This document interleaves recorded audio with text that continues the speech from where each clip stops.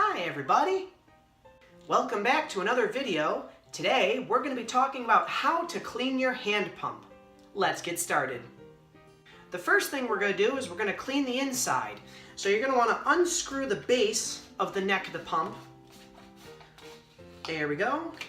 You're going to pull this off and set it aside. We're going to work with this first. Now if it's been a while since you last cleaned your hand pump, you're going to want to get a garbage can and dump out all the gunk that's inside.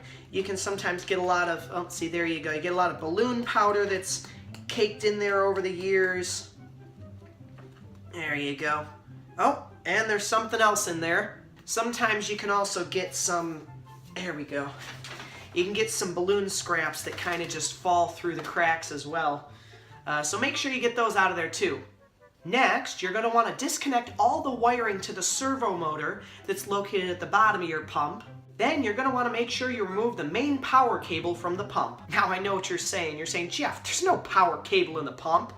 And you're right. It's more of a wire. See, it's the big white wire that's inside the cable. You want to make sure that you take this out and disassemble it correctly so that you can put it back in later.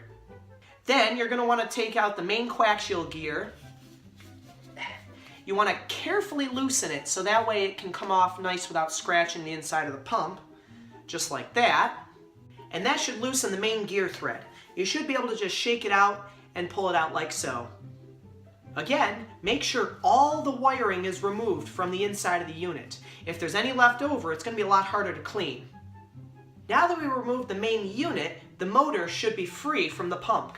Simply loosen it by giving it a little shake, and it should come right out. And then you have the power supply down here. It might be a smart idea to change this battery too. It takes a size D9 button cell. Oh, I almost forgot. Hidden in the side of the unit, there's also the servo motor connector unit. You're going to want to make sure you remove that as well. This is what connects the motor to the actual driving unit.